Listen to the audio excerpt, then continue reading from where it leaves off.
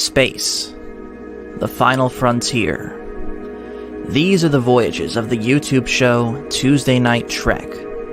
Its mission: to catalog every piece of Star Trek media, to keep alive the spirit of Gene Roddenberry, to boldly go where no YouTube show has gone before. Hello and welcome to the Star Wars Guys YouTube channel where the Force is family. I am Master Paul. We are back once again with Tuesday Night Trek, and we have an amazing movie to talk about with you guys tonight. That, of course, being Star Trek First Contact. I thought it was Caddyshack too. Really, Barrett? Really? Believe it or not. Yeah. Believe it or not. Uh-oh. Phil, and you can ask him this. Phil has Yeah. actually agreed to let Michael off the hook as far as that goes. So How did that happen?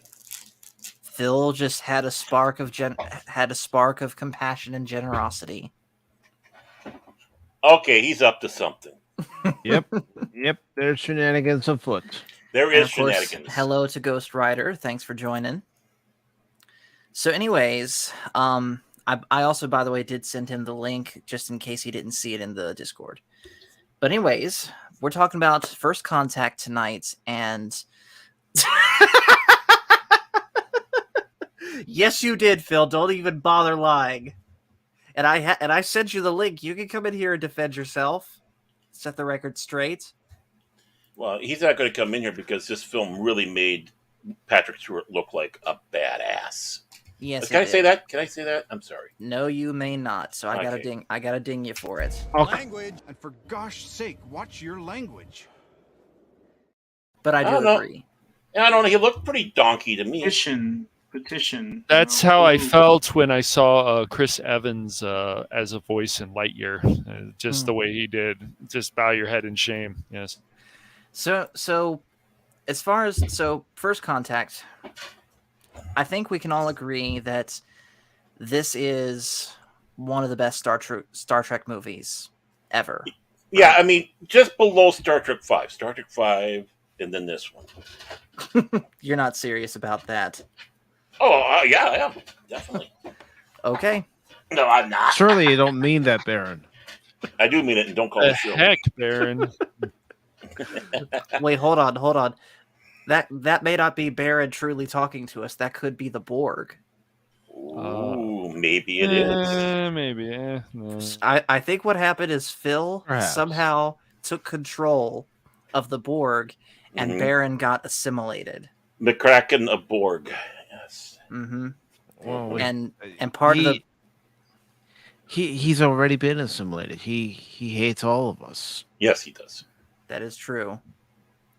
So, anyways, I absolutely loved this movie, and I'm going to go ahead and get my score out of 10 out of the way now. Wow. This is an easy 9, if not 9.5 out of 10 movie for me. It was practically perfect in every way. Okay, thank you everybody for joining us tonight, and I hope you have a great night, and see you next time. Yep. The shortest episode of Tuesday Night Trek. But what about you guys? Of course, starting with you, Mike. What did you think? 9.5. I love this movie. I mean, even watching it again tonight, I still love watching this movie. It Nice. brings me back to seeing it in the theater for the first time. Mm-hmm. Okay, Baron. I'd say about 8.5 for me, but, this is the best Star Trek Next Generation film you're going to see. I'm partial to Generations as well, but this is the best one out there. It does have seeing a different side of Picard in it.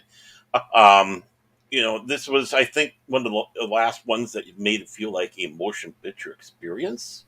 Mm-hmm. Because not to give away for anything else, but yeah, I mean, this was a good, solid film, and it's nice to see Picard. It's nice seeing number one as number one. It's nice seeing everybody what their characters are, unlike what we've been seeing lately. So it's like a breath of fresh air. It's like you remember it, you hug it, you embrace it, and say, "Don't ever go, please." Mm-hmm. Come here, don't ever go anywhere. You're staying right here. Yes. I mean, you see Patrick Stewart in this, and you see Patrick Stewart in Picard, and it's like, what the hell happened? He went full McCracken. You never go full film a crack. Exactly. No, and never go full. Crit, what about you? Well, it is my favorite of the Next Generation films. It is a very good movie. I'll give it Mhm. that. I would give it an 8.5 out of 10. Okay. And don't listen to him because he loves Insurrection. He's seen that so many times. And I then, thought it was called Critsurrection. Yeah. ooh, that could be taken the wrong way. I know. I was thinking the same thing. And because this is your stream, I didn't go there. Yes. I did. He did. All right, and then Cash, what about you? 8 or 9. It's a great movie. Yeah. There's a lot of things I like about this film. It's my favorite right. also of the 4. Out of the 4, definitely. Mhm. Yes. So, as always, I got the 3 bullet points here: the story, the characters, and the effects. And we're going to go through the story. We're not going to go, as always, we're not going to go beat for beat. We're just going to hit on some of the more bigger topics. May come out of order, but that's just kind of how my mind works. So, the big thing that this movie is about is the Borg are back, and they're launching a very interesting assault on Earth, where they send, as the Enterprise and the other ships are distracted by taking down this Borg cube, a Borg sphere launches from the cube and travels back in time to the year 2063, to the evening before first contact happens, which was when, of course, the Vulcans learn that Earth has now achieved warp travel capabilities, and they meet with the famed inventor of warp technology, Mr. Zephram Cochrane, that we know from the TOS episode Metamorphosis. Which let's talk about that for a second. Well, I was just going to say the Vulcans didn't get the notice when you're driving by Earth. Just keep going, keep the doors locked, and don't look back. Just keep going. But they didn't listen. All right, Yeah. Clark. But let's talk about that part, the whole Zephram Cochrane thing. Yeah. First off, what did you guys think of how he was portrayed in this movie in its own right, and also how he was portrayed compared to how he was portrayed in TOS? Obviously, different actor, and he looked older in this movie than he did in the TOS series. But as far as how he acted and how he's written, what did you guys think? Well, I guess that's kind of one of the reasons why I didn't give a higher score than that is because, again, it's confusing Star Trek history. Not that ever happened before, mind you, but it did, because it was Zephram Cochrane of Alpha Centauri as he was presented, and now it's like, oh, he's just this human running around Montana. The fact that you had Zephram Cochrane younger in the Star Trek episode, well, we knew that the entity was keeping him young. Mm-hmm. So that part there, looking younger than he did there, no problem in that one. But it just kind of seemed like they're overstepping that. Okay, where does this Alpha Centauri come in? Because that's a very important part. We always thought that Zephram Cochrane was from obviously another planet, but oh well.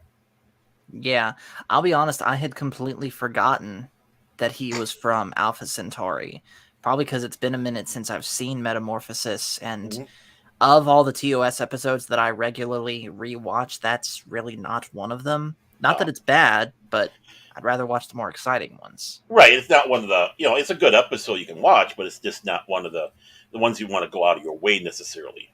Exactly. And by the way, hello to Resolute Rebellion, who says, "Hey all, live long and prosper, peace and long life." And he also says, "I was waiting for Cochrane to say, 'That'll do, ship.'"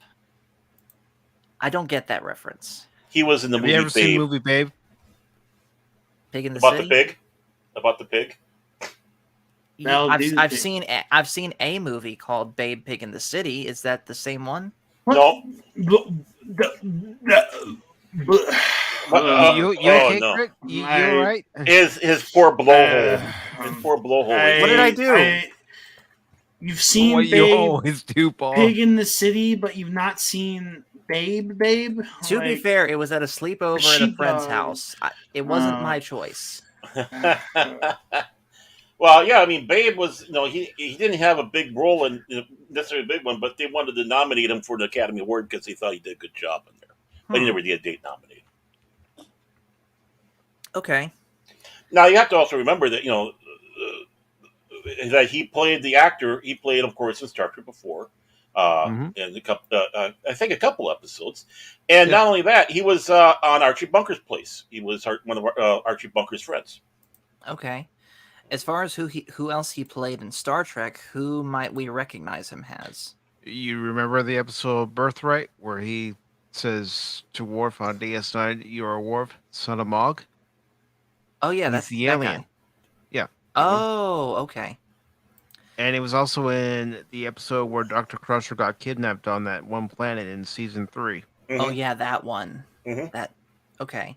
Phil says Paul isn't a Babe person, he's a Fern Gully person. I've never seen Fern Gully, so you're wrong. Oh my! Toxic love. So throwing Zefram Cochrane in here,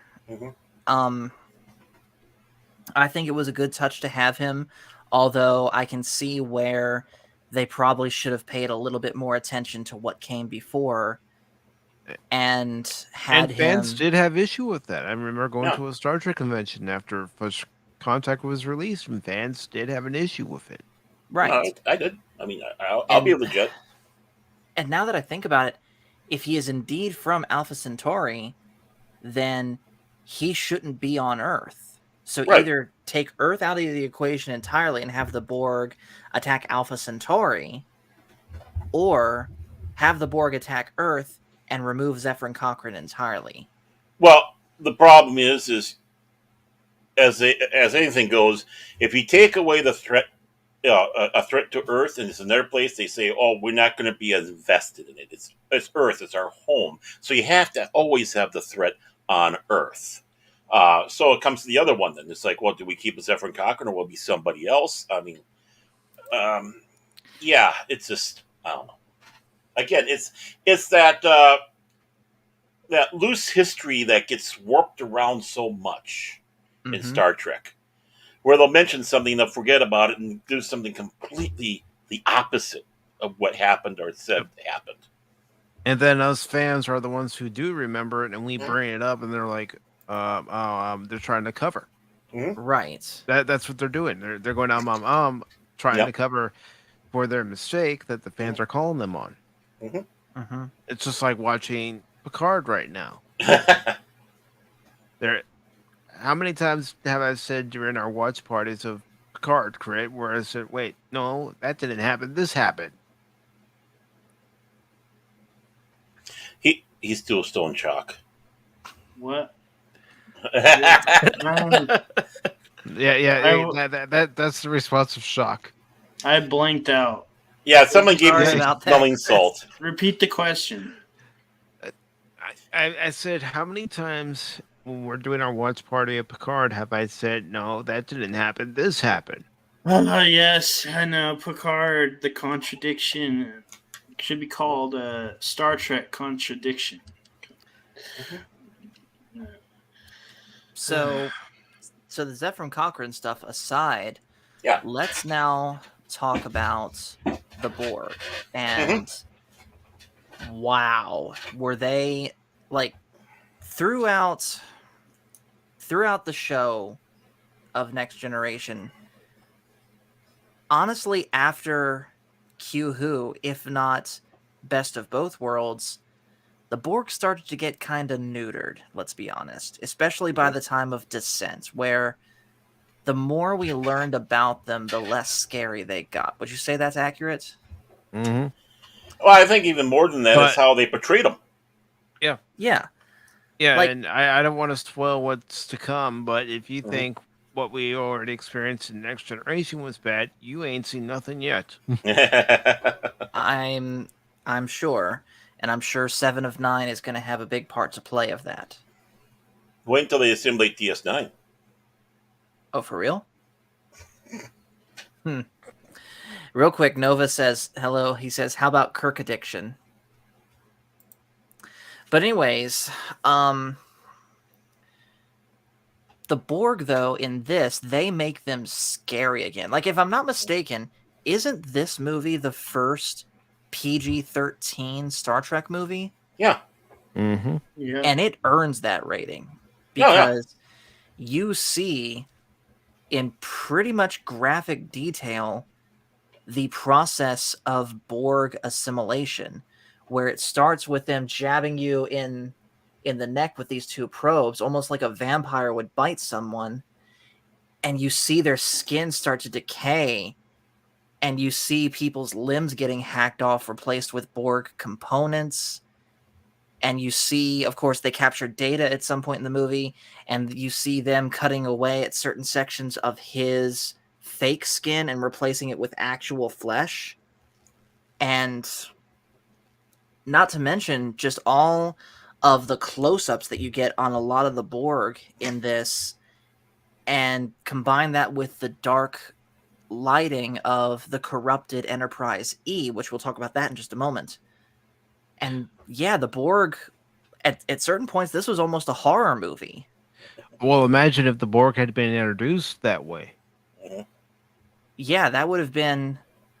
It would have been a far better introduction than Q-Who. Not that Q-Who was bad in any way at all. That's one of the best showings of the Borg, period. Mhm. But yeah, this tops that. Well, what you had here was basically Star Trek's version of Aliens. Mm-hmm. I could believe that. Which, Aliens came out before this movie, correct? Yeah. Yes. Yes. By at least 10 years, yeah. Okay. And by the way, hello to Jet Sparks in the chat, who says, First Contact is the only piece of Star Trek media I own and have rewatched multiple times. I can definitely say I'm going to be rewatching this one. Well, it's like I've told you guys after the watch party. You know, I went and saw this movie when it first came out with my friend Chaos. Then I went and saw it with my mom. Then I went and saw it with some other friends. So I went and saw this movie 3 times while it was out in the theater. And every time I was blown away by it. He was Yeah, assimilated. Yes. I was Pacific 414 of Borg. Resistance is futile. He was Pacific 414 of 3. How does that work? Never mind. Don't ask.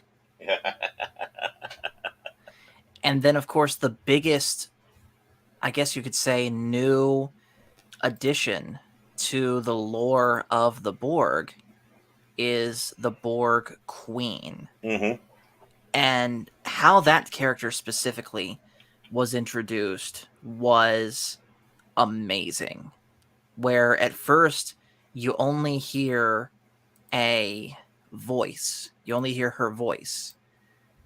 But then you see this coming down from the ceiling. And just as a side note, Crit, does that remind you of anything? A certain cyborg girl. Or- that's very insignificant.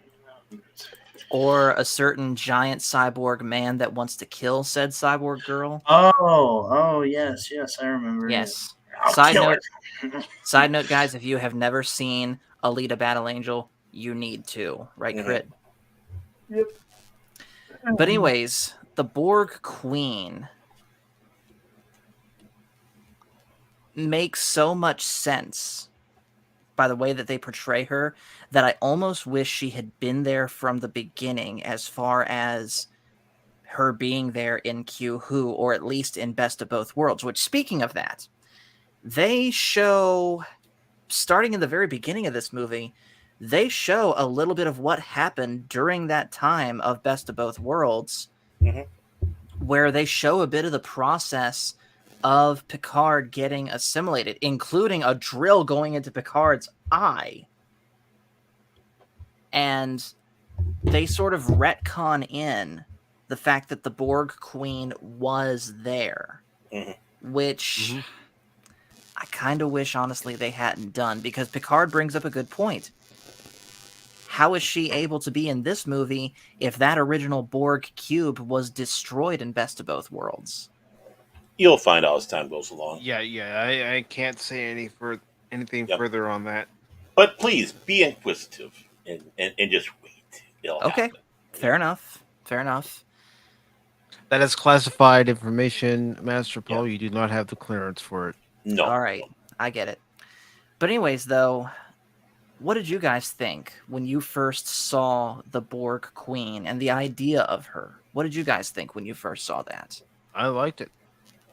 I'm not gonna lie, I like the idea of the Borg Queen. Now there are those in the Star Trek community who say that the Borg Queen shouldn't exist, but I liked it. Maybe it was because I was young. hmm You know, I was 17, 18 years old at the time, and I liked what I saw. I couldn't help it. Yeah. Well, Also, you- I'm bringing up a quick picture of what happens at the end of the movie to Data. How I said that they were replacing portions of his artificial skin with real skin. They're Weslifying him, Yeah. slowly turning him into Wesley. See that? Mhm. But Baron, what about you? What did you think when you first saw the Borg Queen?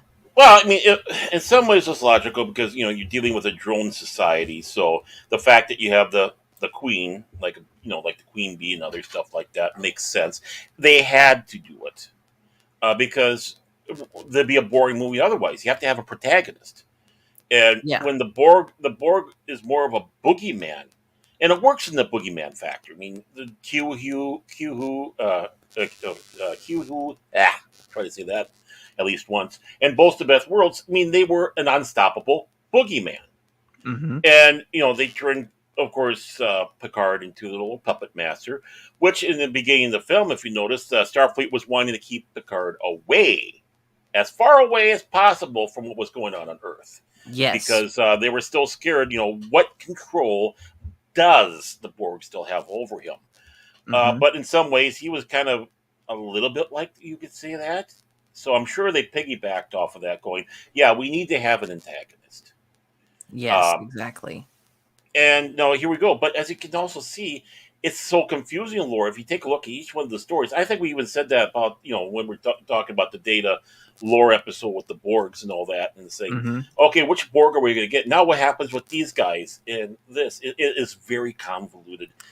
history. Yeah, and honestly, seeing how the Borg were portrayed in this legitimately makes me hate that two-parter even more, and I knew it makes would. me question even further how Lore would be able to control the Borg with the Borg Queen, at least theoretically, being able to control all the Borg. Unless, of course, she was playing them. Yeah, I could see that, but then again, what would she have to gain from that? Unless that virus that was implanted into Hugh somehow caused that Borg ship to be cut off without the Queen knowing about it, which I find that hard to believe. Mhm. Which, side note, I know that Hugh comes back in the show that is not named, and it's not good. Oh, you knew it wasn't going to be good. Yeah. Crit, what about you? When you first saw the Borg Queen, what were your thoughts? I liked it a lot. I thought she was seductive, and it kind of at least gives maybe a little a kind of leader of the Borg sect in a way. Mm-hmm. What's that burning sound? Burning sound. There's like a snapping sound. Yeah, I hear it, but I can't tell what it is. Oh, I think it's mouse eating. Oh, hey, mouse. It's a cute kitty. Oh, yeah, he's by his bowl. Here he is. See? Hey, mouse. Yeah, he's got his bowl here. I think that's what you're hearing. It's some eating. Okay. Let me. Oh, now he's not eating no more. So. But yeah, I liked the presentation and the way the actress Alice Cringe, was it? Mhm. Krieg. Krieg, yeah. As good casting on that. Yes.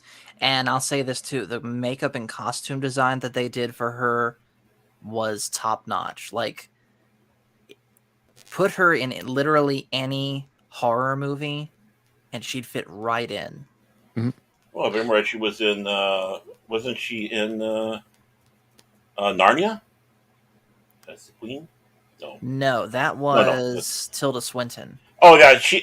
Okay, that's where I get confused. I'm not going to say anything more. I'm going to stop.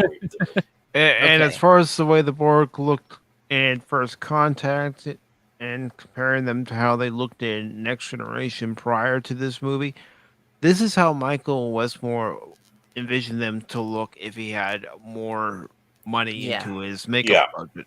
Yeah, you can see the movie budget really shines here. What concerns me is Crit was saying something about attractive or sexy or whatever down there. It's like, is he into Borg fleshlights or something? I'm scared here. Well, he might not be, but we know Data for a time was. Oh yeah. And we do get that reminder that he is fully functional in every way. And notice when he sat back the last time he had an encounter, that was Tasha Yar. Mm-hmm. Mm-hmm.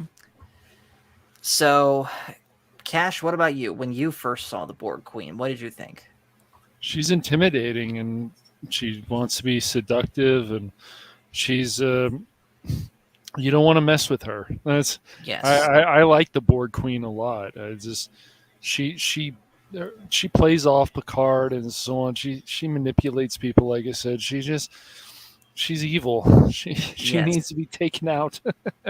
And on that point, I think we can all agree. You know, we always say it that classic Star Trek at least never truly had any villains, just antagonists that, yeah, you disagree with what they want and you disagree with their methods, but you can understand why. Mm-hmm. But outside of perhaps Khan, the Borg Queen, you can't say that for. She is an out-and-out villain. Would you guys agree? Well, I mean, she had a goal. She wanted to simulate it, right? She wanted everything under basically, I suppose you'd say peace because, well, if you're all drones, it means you're not fighting. That is true. Yeah. Yep. So she was wanting to make a better world, but as she thought it was. Mm-hmm. Yeah, that's why the Borg's goal in this movie was to go back to Earth's past. Yes, and not only prevent first contact from happening, but assimilate the entirety of Earth in the past, so that basically to erase everything that happens in Star Trek. Mhm. So Everything from 2063 would be gone. They'd have a base in the, well, I mean, I guess Earth kind of straddles Alpha Beta Quadrant. So can you imagine what they could do from then? Boom. It's like, exactly. Black Dragon said she wanted order. Yeah. She outright said that. I bring order to chaos. and of course, an order of fries too. Order, please, fries. Yes. So let's get off of that for a second and get back onto Zefram Cochrane and how the TNG crew act when they first meet him. And I really liked how they did this, where basically, well, first off, they have the conversation of should we even tell him what's going on because it could violate the Prime Directive, but they decide that this is a big enough threat that they do need to tell him what's at stake, what he needs to do, and so on and so forth. And the crew that's on Earth, and you see this most exemplified in Barclay of all people, where he is just starstruck over Zefram Cochrane. It's hero worship. Yeah, and he can't take it. He doesn't want to be raised as a hero, and he even says to Riker, I'm not doing this for making a better world or bringing about an era of peace. I'm doing, quite literally, I expect to be well paid. I'm in it for the money. He's in it for the money, and he's also in it to be on an island with naked women. Mm-hmm. He says it in the movie. I don't see anything wrong there. Yeah. So what did you guys think of that dynamic? I mean, imagine how any of us would feel if somebody from the future came and said, well, you're Pacific 414. You end up accomplishing this. You're Paul the Star Wars guys. You end up Mhm. accomplishing this. You're Pacific 414. You end up becoming manager of the Cubs and send them on a 10 World Series winning streak. I Wow. would say something, but it's your channel, and I will keep my mouth shut. Well, I mean, it's believable because a lot of people who are trying to do stuff is they're not thinking of the dynamics of how it's going to be shaking the world. They're just trying to get ahead in life. They got a job. They're focused on that. I mean, obviously they're trying to be, hopefully ethical about it.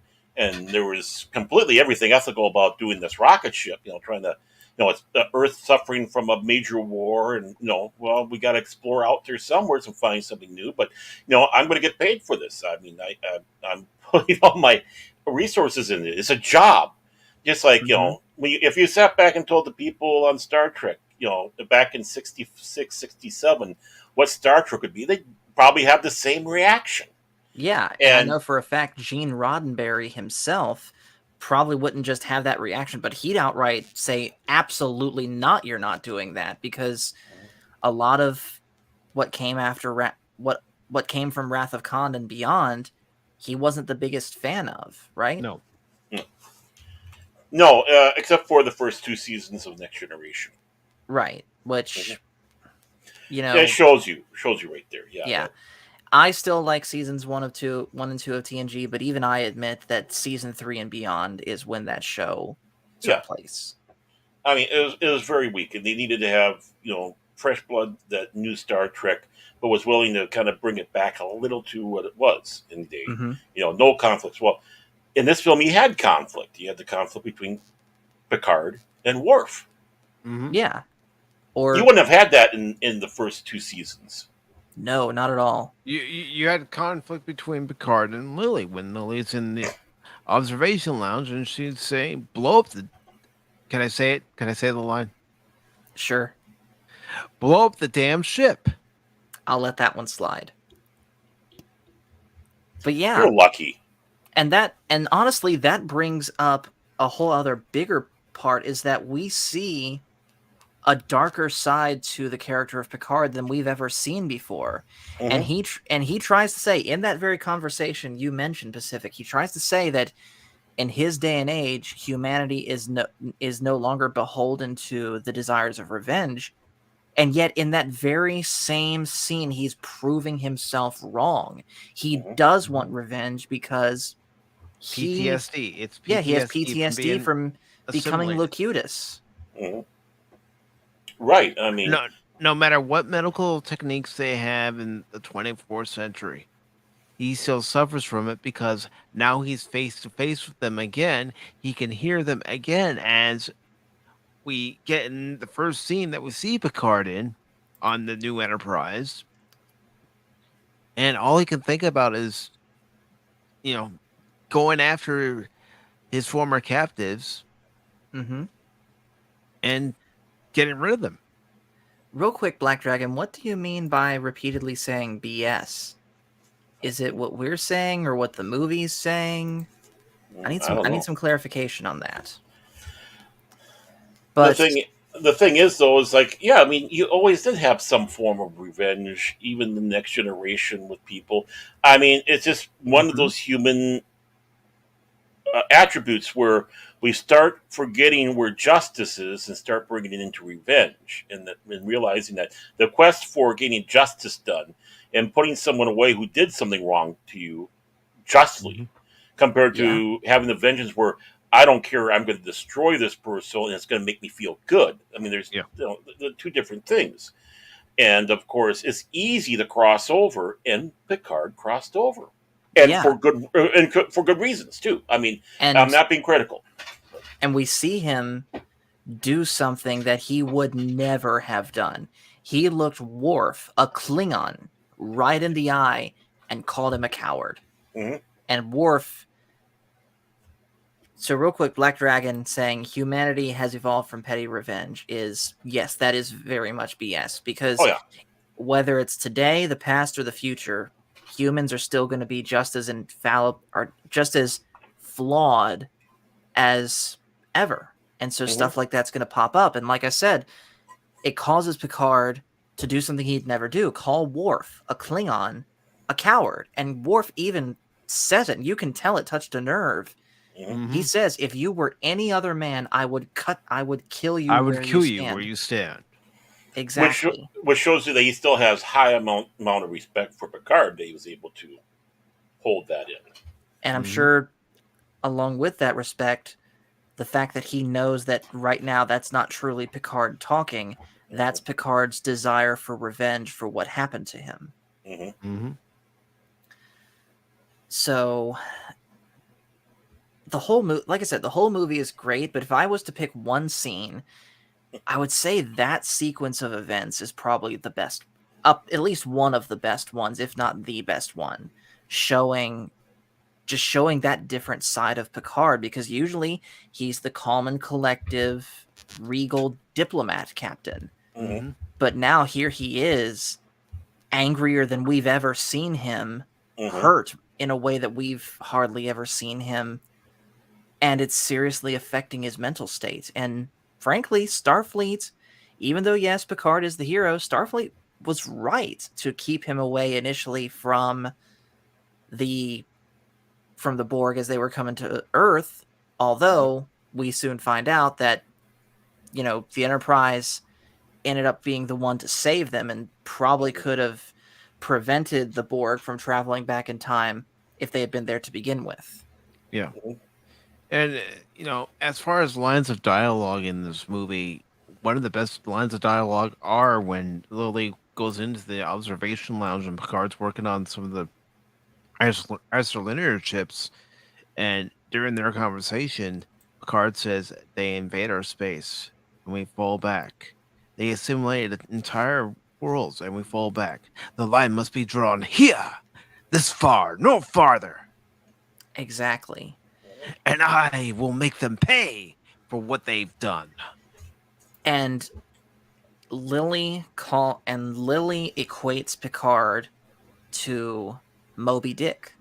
Moby, Which- yeah. Which we know that this is not the first time, of course, that Moby Dick has been referenced in Star Mhm. Trek. Khan was really big for that. Yep. From Hell's Heart I stab at thee. But the parallels, though, at least in this particular moment between Khan and Picard, are striking in that Khan wanted revenge on Kirk for leaving him on SETI Alpha 5 basically to die, especially after SETI Alpha 5 went to a desert like it did and he lost his wife. Mhm. And in the end, as Lily mentioned, Khan lost both his life and his ship in pursuit of his white whale, Captain Kirk. Mhm. And Picard crew. was dangerously close to following that same path. Exactly. It just goes to show that even Starfleet officers aren't perfect. Mm-hmm. Which is good. We need that. I mean, we saw where Kirk wasn't perfect. I mean, we were referencing Star Trek 2. He screwed up in Star Trek 2. And he told Saavik, keep on quoting those regulations. So it's good to see our heroes have those little flubs like that, because it does remind us that they're not infallible. They're not Mary Sue's. They grow from their experience. I mean, they're always still growing. They're always going to make a mistake and learn from it. It's going to only make the character better. And this really made Picard better of a character. It did. Mhm. And eventually he goes along with the idea to basically blow up the ship in order to destroy the Borg. And you guys know I said it, I wasn't a big fan of them coming up with the idea to destroy the Enterprise 2 movies in a row. Mhm. Thankfully, that didn't happen this time, so the Enterprise E lives to fight another day. No, Right. but I did joke if you get used to the Enterprise F. I know. But You have to go to Starfleet Online for that, or Star Trek Online for that. Yep. And then we talked a lot about Picard. We talked a lot about Zefram Cochrane. Let's talk now about Data and the journey he goes through with this, where he starts out he still has the emotion chip that was put in him from Generations, but now he has the ability to turn it on and off, when I believe they said in Generations he couldn't do that because it was fused in. Well, let's take a look at it like this. After what happened in Generations, they get back to Earth and Starfleet Command. Who's to say that Geordi didn't do some more work with Data to try to make sure that his emotion chip could be turned on and off? It's like you were asking about where's Geordi's visor. Mhm. The reason why Geordi doesn't have his visor is because LeVar Burton didn't want to wear it anymore. Mhm. So they went with the idea of him wearing ocular implants, which was one of the things that he was asked at one point on Next Generation. Why don't you wear ocular implants? Mhm. And we actually did see it in All Good Things. We Mhm. did. I just wish they called it. I just wish they specifically called that out in the movie, and someone like he even made in like a passing mention. I'm glad I have these ocular implants now instead of my visor. You know, But they just didn't even mention it. because sometimes that's a little forced when you do that. When it's like that, it's natural. You realize it has been a few years since you've seen these people, and then now I'm starting to sound like Cash. But it's been a while, so you're expected to. I mean, uh, was Data able to start learning how to control the chip? That's why he was able to turn it on and off. It was in him, but it's like okay, through practice and growing, just like a person would do. Maybe he was the one that was able to overcome that with probably a little help from his friends like Geordi and such. We don't know, but that's one of the wonderful things is we see something. It doesn't need to be fully answered. We go with it, and we know it's a growth of a character. Right. It's like you Well, go out of town, you come back after a couple of years, and that one person you knew of as a 12-year-old is now 16, 17, 18, and all the different changes they had. And they're not Mhm. going to go regale you with everything that made them change to what they are then. Right. Which I guess that makes sense then. Mhm. So, but aside from that, all the other cast like Riker, Troy, Geordi, Beverly, Hold on, they're hold on, hold on. Troy, you said during the I will watch get to that party. in just a All moment. right, all I'll get right, to all that in right. just a moment. But yeah, all the other cast like Riker, Troy, Geordi, and Beverly, they're all pretty much the same as they had been through the show and through Mhm. the last movie, except for we get this hilarious scene of Deanna Troy getting absolutely plastered. She And I'll was let you hammered. yes, She, and I'll let you say what I said, Mike. you loved it. I You did. loved Deanna. I said All wishes was there. as if I couldn't love Deanna Troy even more. She is a funny drunk. So that little bit aside though, getting back to Data. Data is captured by the Borg and he starts to go through the assimilation process, but his is different. I already mentioned they start taking away parts of his synthetic skin and replacing it with actual skin. And at first, he's not willing to go through with this, but the Borg Queen manages to seduce him to be sympathetic to her. Mhm. Until surprised at the last moment, it was all just an act, and he ruptures the coolant tank that ends up killing her. Yeah, because remember in First Contact when Picard's with the security officers and Data, getting the compression phaser rifles, they do mention that their main objective in engineering is to hit one of the plasma cooling tanks. Mhm. Mm-hmm. And remember too that you know Data even sat back and said he was tempted. Yeah. So how much did he teeter over to that side and then came back from it? So that brings an interesting viewpoint on the whole side. I mean, Yeah. well, obviously we know he did, but he had to admit, I was tempted. And you know what that reminds me of, Baron? It reminds me of this. I was tempted to accept his offer, all I had to do was say that there were 5 lights, when in fact there were only 4. Right. Yeah, exactly. And no, we've all, I think, in some fashion, or obviously not as dramatic, but been in those little situations throughout our life. Again, something for us to identify with. I was so tempted to go with this girl instead of staying with instead of staying with the girl I was with. In dating situation or Yeah. or Or you're presented a deal that's too good to be true, and mhm. you're tempted to take the deal because it's what you're looking for, and then you know your consciousness wakes up and smacks you in the back of your head and says, "What are you thinking?" Mhm. Yes. Yeah. And so yeah, Data honestly has a better honestly all the characters, but Data and Picard especially have better stories in this movie compared to the last one. Not that Data's story in the last one was bad, it just kind of felt tacked on to an already somewhat bloated movie. Mhm. Well, this movie obviously was focusing on Picard and Data, while Generations was Picard and Kirk. Yes. So Picard was definitely out there, but everybody else was more in the background. Even Data. You did have some stuff with it, but pretty much this was the Yeah. meeting of the captains. Yeah, like for This example,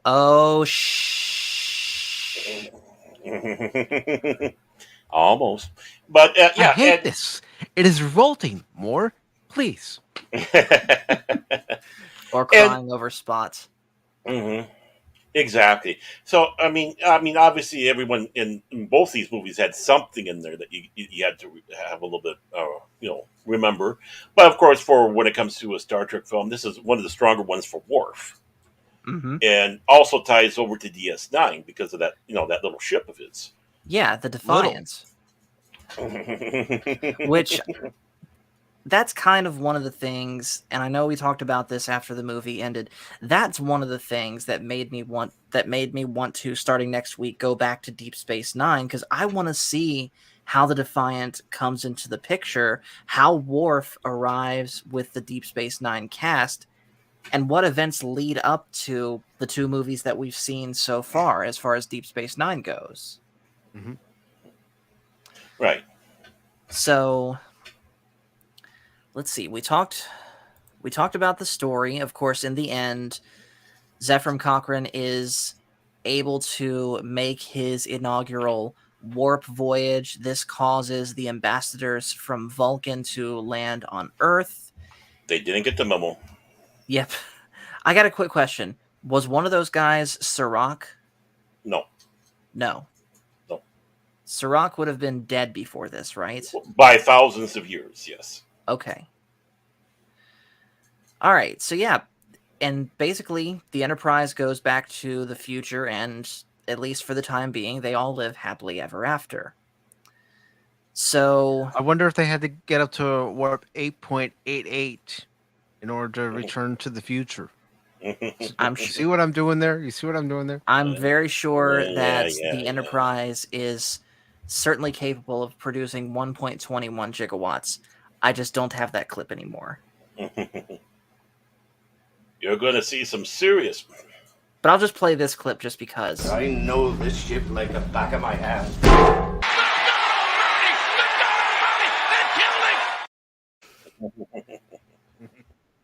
An oldie but a goodie. So, the last thing I want to talk about with you guys is the special effects of this movie. Mhm. Most notably, and we've already touched on it, but most notably, the designs of the Borg. And I like how they did not radically change the Borg design. You can still see that they look the same as how they did in the TV show. Mhm. The designs are just of better quality and more detailed thanks to that movie budget, right? Mm-hmm. Well, yeah. Instead of having just pale skin, you can actually see the veins and probably even the nanos and stuff like that that's underneath the skin. Of course, the not being pale anymore, they're more grayish, I suppose you could say. Kind of hard to tell with that light, but they almost look ghoulish, space ghouls. Mm-hmm. Well, Lily says the perfect line. Those robotic zombies you told me about, the Borg, sounds Swedish. Yes. So yeah, it was an amazing movie overall, and as I said, I give it a 9.5 out of 10. So I think one of the most important things, we're talking about special effects of this film that we didn't touch on was the new Enterprise. The Sovereign class. Yeah, that sleek looking craft that, in some ways, I wish that was the design that they would have had for Next Generation, because it looked more aesthetically like the original series more than the D did, and didn't Mhm. look as bulky as the D. I mean, this one looks like it's mean. It's not a cruise liner, and they did a great job on this one. It's one of my favorite Yeah. Enterprises designs. Really, honestly. Yeah, Also, it's there's very cool. Yeah. there's a I'm rumor gonna- that in the beginning opening battle against the Borg, where you see the Borg cube and the Starfleet ships, and the Miranda class has actually the Admiral's flagship. Apparently, in that scene, although I have been able to find it, but Industrial Light and Magic snuck the Millennium Falcon in. Yeah, I've seen pictures of it. It's I mean, it's very fast. You can barely see it. It's way in the background. Type can of stuff. you try and pull something up on this, Mike? I'll try. Okay, I'll let Okay. him work on it. No, but the you know, special. Oh, Go ahead. Oh, No, go ahead, Cash.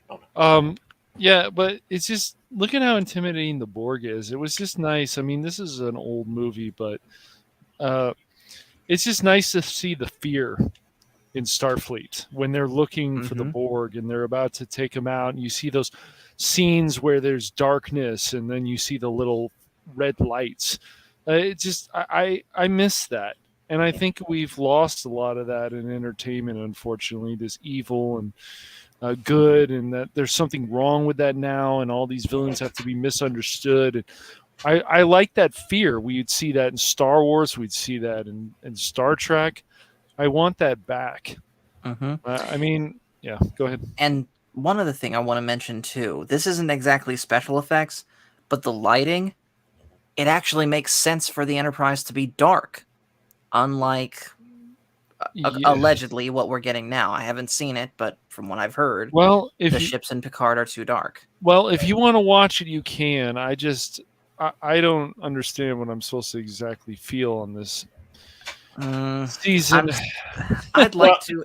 but- I'm going to eventually, but I'm certainly not going to right now. well, it could be a nod back, because everything that Kurtzman and even Jar Jar Abrams does is referring back to Star Trek II. And in Star Trek II, yeah, there it is. Mhm. It's the scene where the Borg cube is exploding and the spears moving away, and so Very cool. That's pretty funny. And So how do we explain this one in the lore? this NCC was it NCC YT 1300 or something like that as the hall number or something. Yeah, That or kid- maybe it was a hyperdrive accident, and suddenly Han Solo and Chewie are like, "Oh my God, Chewie, what just happened here? Where are we? What are these Mhm. ships?" well, at least they were fighting alongside the Federation. Yeah, I know. True. But you always got little nods like that in there. One of the shows even had one of the Babylon 5 ships in it. I mean, I don't know, I can't remember which show, and they had that little cross. Oh, it's a Firefly. Firefly did that, where they put a Oh, okay. 5 ship in the background quickly. But and of course, this battle. I mean, we got to see new ships. I mean, how Yeah. exciting is that? You Yeah, saw we did. Steamrunner class and Akira class, and you saw some familiar ships Mhm. in there too. I mean, of course, you see the Defiant, Mhm. but you see a Nebula class in there. You see a Miranda class in there. I'm surprised we didn't see an Excelsior class. Or Because an anytime you Galaxy. see it, yeah, anytime you saw a ship in the Next Generation that wasn't a Galaxy class, it was that. Mm-hmm. Well, because they had the model ready to go. Exactly. You see You see a YT 13,000 flying around. I think Yeah. the reason why you didn't see an Excelsior in this one is because they took the big model and they dressed it up to be the Enterprise B, and that's why. Okay, that makes sense then. That's why. No, I'm not going to say it. I'm not But going to ruin anything. It's all right. So yeah, that's as far as the Enterprise E. I think it's a great looking ship. I still prefer the Enterprise D. You just She's gotta got a get, charm. you gotta get to know the E. You gotta get I to know. the new All King right, class. so we're gonna go ahead and throw up the movie ranking now, and I already know where I'm gonna put it. I'm going to put it Oh no! just below Wrath of Khan. Oh, thank you. You scared me there for a moment. What did you think I was gonna do? Put it above it. Yeah, I thought you were. Yeah, that's what I thought you were gonna do. Nah. Although I will say the gap, but it's literally by millimeters that Wrath of Khan is better. Mm. So with that, we're gonna go ahead and real quick, I'm gonna hit this comment from Black Dragon saying, "Of course they didn't destroy the Enterprise. Troy wasn't driving." Oh snap! Shots fired. That is true. Well, guys, again, thank you for joining me on this Tuesday Night Trek. Like I said, next week we're going to get into the first 5 episodes of Deep Space Nine Season 2. And you guys, as always, well, we'll talk about that after the stream. But I had to be here. You blackmailed me. No, I'm the That's one right. that does that to you. Oh. Then what the heck am I doing here? I'm gone. Bye, everybody. yeah. Also, real quick, before we go, I'm just going to give you guys a quick teaser. You guys here on the panel have already seen this in the Discord, and anyone that follows me on Twitter has already seen this. But I'm just going to give you guys a quick teaser for a video that hopefully will be released tomorrow.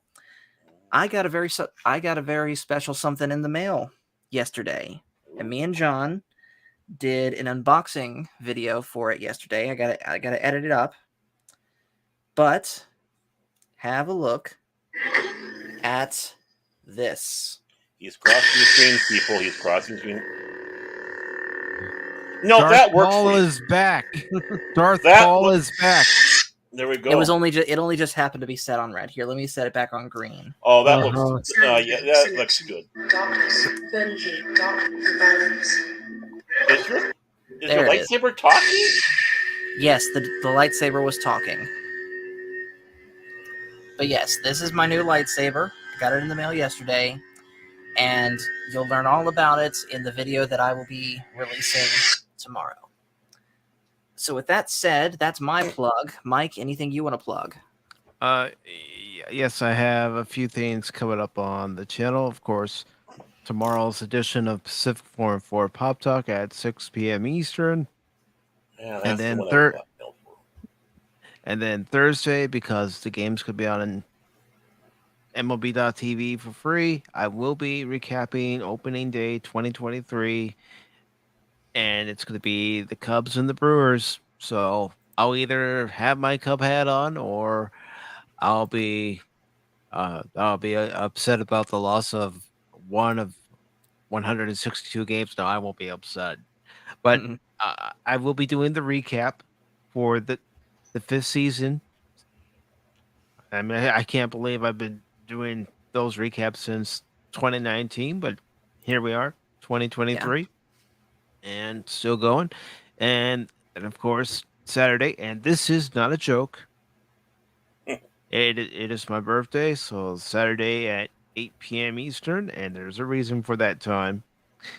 I will be having a live birthday stream because it was actually at 5:30 West Coast time that I was born, some 45 years this coming Saturday. Okay. Well, I will certainly be there to sing you happy birthday. Oh, no, no. Thank you, brother.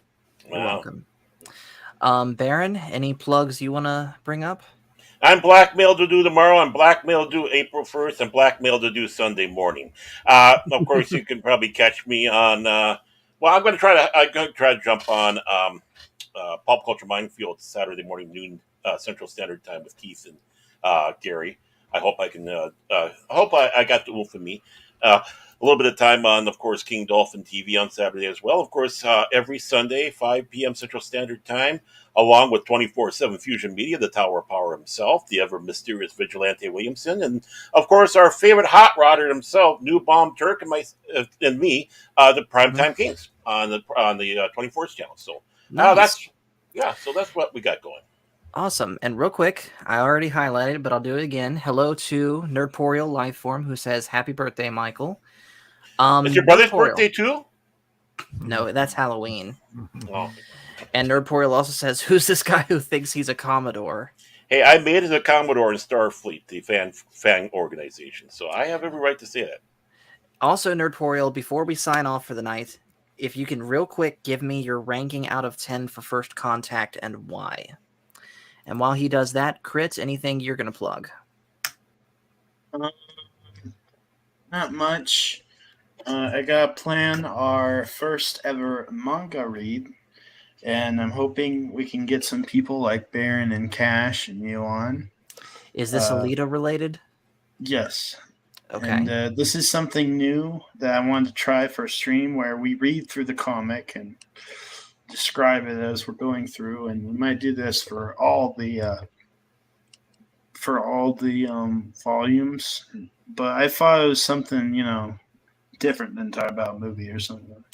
Okay. But I have that planned for maybe this weekend. Who knows? Sweet. 8:30 on Eastern Standard Time, right? On Saturday? Is that what you have? Yes. Yeah. Okay. Yes, if you got 2 hours to spare, take our time and read through and just go page by page and basically do character voices, I guess. Mike, you Okay. didn't get that? Was Mike there? Hello, Mike. I'm here. McFly! Hey, McFly! I'm just doing a few things in the background, brother. Well, I said you could do that. Hello. I was going to say that, he could do it at 8:30 Saturday Eastern Standard Time to do that. So real quick, I could have started it at that time, but I wanted to start it at 8 o'clock, make it a little easier on people. Oh. right. Okay, so crit 8 o'clock. So real quick, Nerdporial says 7.5 out of 10. First Trek film I saw in theaters and actually got me interested in watching TNG afterwards. Lots of nostalgia, great performances, but Stewart is a little too Ahab action Picard. He got all that off of Memory Alpha? Shortly before I turned 12. Wow, he was able to get to Memory Alpha website and All right. And dig in that then information. and then Cash Money, what's coming up next for the Phantom Booligans? Hooligans. This guy, listen to the easy mode man over here. When are you going to start playing Persona 5? Not yet. Right now, the next is gonna try Saints Row 2 again this week. So see if it crashes again. It probably will, but yeah. Then he was going to do Treacherous. And by the way, guys, remember here on the Phantom Hooligans, we don't do any of that easy mode stuff. We will push ourselves just like Mike does. What? What happened? You got a problem with what he was saying? I don't know. Sorry, my finger slipped. Right. Your finger slipped. No. And I got Cash those is- same Cash books is a too, true by the way, warrior. Brian. Cash is a true warrior. He That's goes into a game, he gets his butt whooped, but you know what? He gets back up and starts playing again. But some of us has families. Oh man, Chris, Well, just- Cash You doesn't don't, have you any don't know who family. said that, by the No, way. I don't have any Chris. family. I was born in a lab. No, but yeah. Daryl, what's up, brother? Hey, What's Daryl. up, Daryl? Hey, Daryl. Yeah, no, the Saints Row 2. So we're gonna see if that crashes again. It probably will, but I'm gonna try one more time, and then after that, not sure what game we're gonna play. Tetris. You're going to do Tetris. Oh, my goodness. It's all true, Oh, by the way. man. It's coming from the guy who likes the loss. Hey, that is a great way to start. I resent that. Eddie's a simp for it. Deanna Troy. Deanna Troy simp. Or Okay. what's that ghost episode with Beverly? Sub Rosa. Sub Rosa. Yeah, there you go. Sub Rosa. Hey, don't diss my crusher. I'll diss your Troy. Okay. Yeah, and to answer your question, Portal, unfortunately, Oh, we have boy. caught up. Not me. Oh my Not me. god, brother. Not oh me. my god. Oh I'm boy. safe so far. Daryl, by the way, says yeah. first contact was a solid 9 out of 10 for me. Yeah, Picard was too Stabby, stabby, but all around great movie. Yeah. I can see where you're coming from with that. Stabby. I will say though, the scene of him unloading the Tommy gun inside the holodeck. Oh on- man, and he the couldn't Dixon stop Hill laughing. simulator, it was amazing. Like literally, the only thing missing was Indiana Jones running behind a rolling gong. hmm Yeah. Before we do go, did you notice that we had basically 3 Star Treks represented in this movie? Did It's we? True. Yes, we Yeah. did. Well, of We course, had Next Generation. Next Generation, Voyager. Deep Space Nine, and Yes. Voyager. That's true. Yeah. That's one thing we forgot to mention. The EMH. Yes, As Robert someone Picardo. that ain't seen Voyager but yet. Really, also, yes. also, real quick, since we're talking about Voyager, there was another Voyager cast member in this movie, and it was Ethan Phillips. hmm When Picard does the Dixon Hill simulation on the holodeck, hmm he's the gentleman who goes up to the Borg and says, "Sorry, gentlemen, we're closed." And you Oh, do okay. understand there's a strict dress policy. The last time you would have seen him on Next Generation, he would have been a Ferengi who says, "Females do not deserve the honor of clothing." And When Troy and Loxana are Don't remind me beamed of on that board the episode. yeah. I just thought it. and another interesting thing is Neil McDonough is actually good in this. He's not a bad guy. Wow. Yes. And If you apparently, know who that Nerd World is. says Nikki the Nose is from that 70s show. Mm-hmm. Yeah. Huh. Well, guys, I think we are going to go ahead and wrap it up for the night. So, again, thank you guys for watching. Make sure to hit like and subscribe if you haven't already. Subscribe to Pacific 414, Baron Norman Tags Fandomology. I wonder where he got that name from. I To wonder. Everest Productions down there. And, of course, the Phantom Hooligans. That's right. So, again, Hooligans. subscribe to all those Hooligans, guys. yes. And just remember, everyone, live long and prosper. And the Force is family. See you guys later. Engage.